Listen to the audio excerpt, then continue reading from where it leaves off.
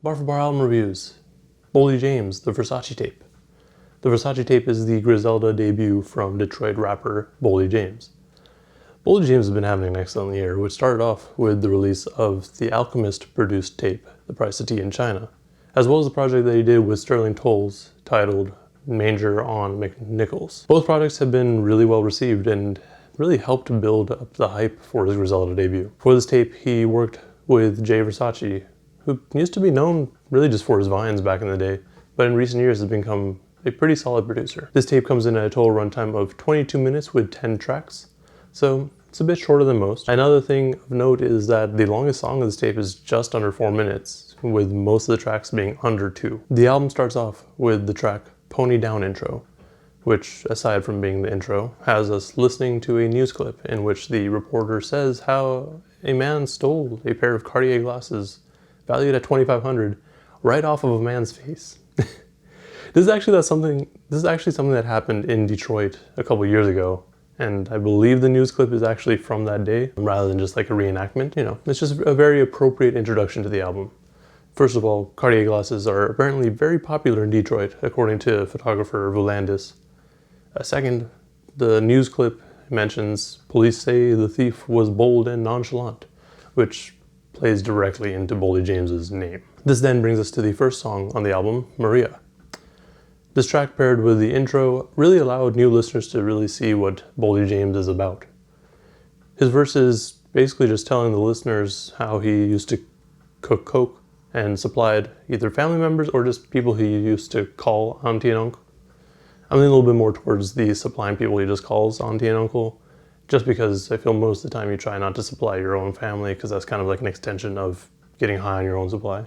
He then moves on to name drop Westside Gunn and Hove, which is appropriate because Westside Gunn is the executive producer of this as well as head of Griselda, and Hove is part of Roc Nation who manages Westside Gunn. By the end of his verse, he talks about money with these lines. Risk versus reward, had to take a chance. All the money I ran up came from shaving grams. Man make the money, money will break a man. Said he gonna take the hit, even if it break his chin. Is you the type to stand up, or are you gonna take the stand? Here he's basically saying, like in talking about the risk involved with drug money and how greed can cause you to get in trouble. A lot of people, when they're overcome with greed, I feel will be more willing to take the stand and try to get a reduced sentence so that they can continue to get that money. The end of the track features a skit where it sounds like there's at least 2 people talking to a homeless man. In the skit, the people speaking to the man seem to assume that he just wants money for crack when he's really just begging them for money so he can eat. Like he just wants some change. The track New Wave is probably one of my favorites just due to the beat alone. It feels triumphant, yes. This track doesn't really tell us anything else other than that we didn't really get from the first track, to be completely honest. So it starts off with him cooking up. The pot whipping cooked that dope in a skillet. 4 in the midget, push and blow in the blizzard. Need them kilograms, ain't really concerned with the difference, just for my personal interest, long as the work ain't no different. This is essentially just talking about how he needs to supply like 4 kilos to people who don't really care about the difference in batches, but at the end of the day, it kind of does matter. So like he continues that consistency is important, just in case they were to come back and say, hey bro, it's not up to snuff. He then moves on to talk about snitching and how he hopes people won't turn witness. For the track Cartier, Boldy brings in El Camino for a feature. Boldy James starts off his verse with the mentions of some numbers, starting with whole hood call me Mr. 1008. This continues a little bit later on in the verse with the lines, when they wore 288 8 balls, in layman's terms with 36 by 28. So 8 balls are an eighth of coke, which translates to about 3.5 grams. When you multiply that by 288, you get 1,008. You also get that when you multiply 36 by 28. And you can also just say 1,008 as 1008. I don't exactly know what he means by having or wearing 288 8 balls, other than maybe he's talking about pearls. Same goes for the 36 by 28 line. The only thing that really came to mind was pant sizes. El Camino also brings in a really solid verse, which ends in him singing. The singing isn't bad, it's just a little weird because I feel like it went a little bit longer than I had expected. And he At times he kind of sounds like Kanye when he's singing, so that's kind of interesting. Brick Van Exel is a track named after the basketball player, Nick Van Exel. I'm not too sure why it's named after him, but it may have something to do with his son being convicted of murdering his friend back in 2013. Allegedly out of fear that the friend would tell authorities about some robberies that the two have committed together. However, none of the lyrics, from what I can tell, really references that particular incident, other than the last line where Boldy says, "Told him I was going to kill him, he ain't believe me when I said it." Long Live Julio is a track where Boldy takes us back to a time where, he was just with his homies and talks us through a drop-off that he did. The "used to have a fear of flights" line could literally be him having a fear of flying, but because he also then goes on about how he made a run to Columbus, it sounds like he could be talking about how he avoided flying so that he wouldn't get caught, which makes sense. I also like the line where he says, 20 Joe Montana touching down my Jerry Rice, 80 in my secret garden, I tucked the Barry White. I'm not too sure what the 20 Joe Montanas mean, but both him and Jerry Rice were part of the San Francisco 49ers back in the day, so there's that relation there.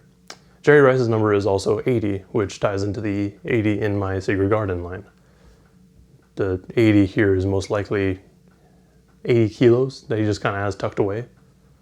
And then the Barry White is just kind of a pretty common alias or name for coke. The next track, Monte Cristo, basically walks us through Boldy's process. I find it funny that the first line was, before the COVID, I've been on mask and gloves when my man sent it, transcended, still getting money in the pandemic. Basically he's saying, he's like using the safety precautions that should be in place just as a metaphor, to how he handles business. It's also interesting because it almost sounds like he's currently doing this, but the money really could just be from music as well. This then takes us to Cardinal Sin. A cardinal sin is originally seen as any of the 7 deadly sins, but it could also be thought of as just doing something that isn't morally right. The song starts off sounding like Boldy's talking about a murder with the lines, when I point, either way I go, I'm gonna get my point across, point blank period, I made my point. It sounds like he's saying when he lets off a shot, a point will be made. Whether or not that actually involves killing someone is unclear, except for the mention of Detroit later on. It could also very well just be that whenever he's making a point, people are going to stop and listen, and he'll get his point across. However, based on the title of the track, I'm leaning a bit more towards the former option. This goes further when later in the song he says, never switched up on my brothers, trust that ain't never been up for discussion, which is really him just saying that he's never going to betray his circle and commit a cardinal sin. The penultimate track, Bentayga, is named after a Bentley truck. This whole track really just references high fashion and expensive living, but then just kind of ties it back to his younger days when all his friends really wanted were like a Rolex and a pair of Buffys. This brings us to the final track, Roxycontin, which is named after the painkiller, which has Oxycontin in it. And this to me is probably the worst track, only because of West Side Gun's additions here. Like, he just doesn't really fit the chorus, and I feel like it doesn't match the beat either. It's just really kind of shoehorned in there that this is a Griselda project. Like, cool to have a West Side Gun feature, but it just didn't feel right here. Keisha Plum, however, did her thing here, and I really appreciate that. Overall, this project's pretty good. I don't think it's as good as the Price of Tea in China, but it's good. The only complaints I have, other than the last track, would be that it's pretty short and that the beats don't necessarily do much to keep me interested. Like, they're pretty stripped down and laid back beats. I mean, Boldy does flow well on them, it's just, they're okay. I mean, I really like the beats on New Wave and Monte Cristo, but the other ones were just, okay. Honestly, I may have set up this album for failure by saying my expectations pretty high though. Anyways, my favorite tracks are New Wave, Cartier, and Brick Van Exel. Anyways, that's pretty much all I got for this album. I mean, like I had mentioned, the only thing I would change is have a slightly longer track list, maybe change up the beats a little bit more. I mean, Jay Versace did do a good job. I don't know, like, they were just kind of whatever beats to me. Anyways, with that said, let me know in the comments below what you thought of this album, if you have listened to it, and if I've misinterpreted anything or missed anything. Also, remember to like and subscribe if you want to see more reviews like this. And thank you for watching. Please stay safe out there.